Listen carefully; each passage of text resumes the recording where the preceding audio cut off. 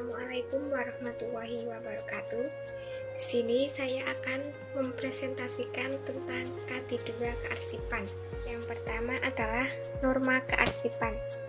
Norma kearsipan adalah pedoman yang mengatur sesuatu yang berhubungan tentang kearsipan. Adalah standar kearsipan. Standar kearsipan adalah suatu proses yang mengatur pengelolaan kearsipan yang merujuk pada ketentuan perundang-undangan. Adalah prosedur kearsipan. Prosedur kearsipan adalah kegiatan yang harus dilakukan dengan baik. Penanganan arsip mulai dari awal sampai akhir yang dilakukan secara bersinambungan, yang dilakukan dengan harapan, kecepatan, dan ketepatan penyimpanan sehingga memudahkan penemuan kembali. Yang keempat adalah kaidah kearsipan. Selain norma, standar, dan prosedur, serta kaidah kearsipan, yang diperlukan dalam kearsipan adalah asas-asas kearsipan. Penyelenggaraan kearsipan dilaksanakan berdasarkan berikut. Yang pertama adalah asas sentralisasi. Perlu kita ketahui, asas sentralisasi memiliki kelebihan dan kekurangan penggunaannya antara lain. Yang pertama, 1. Pengawasan efektif dapat ditingkatkan. Yang kedua, tenaga kerja lebih fleksibel. Yang ketiga, mudah mengatur dan meratakan beban kerja kantor. Namun, asas sentralisasi memiliki kekurangan, yaitu mudah hilangnya surat warkat. Yang kedua, pegawai arsip tidak memiliki bagian secara menyeluruh. Yang kedua adalah asas desentralisasi. Asas desentralisasi adalah skala kegiatan yang dilakukan setiap unit dalam suatu organisasi. Kelebihan asas ini adalah pekerjaan akan menjadi lancar, memudahkan dalam penanganan. Tetapi ada kekurangannya, yaitu memboroskan biaya kantor. Yang kedua, sulit melakukan pengawasan. Yang ketiga adalah asas gabungan. Asas gabungan yaitu kombinasi antara asas sentralisasi dan asas desentralisasi. Selain tiga asas tersebut, penyelenggara kearsipan juga berasaskan pada hal-hal berikut. Yang pertama adalah kepastian hukum.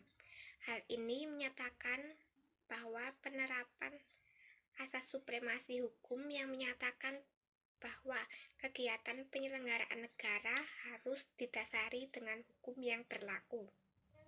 Yang kedua adalah keautentikan dan kepercayaan yang harus menjaga asas keaslian dan kepercayaan arsip sehingga dapat digunakan sebagai bukti dan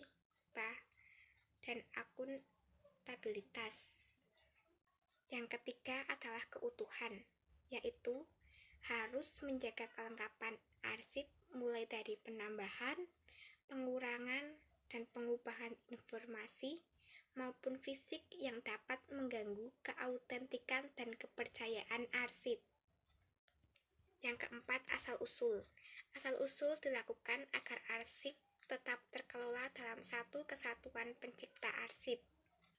Yang kelima adalah aturan asli, yang dilakukan agar arsip tetap sesuai dengan pengaturan aslinya.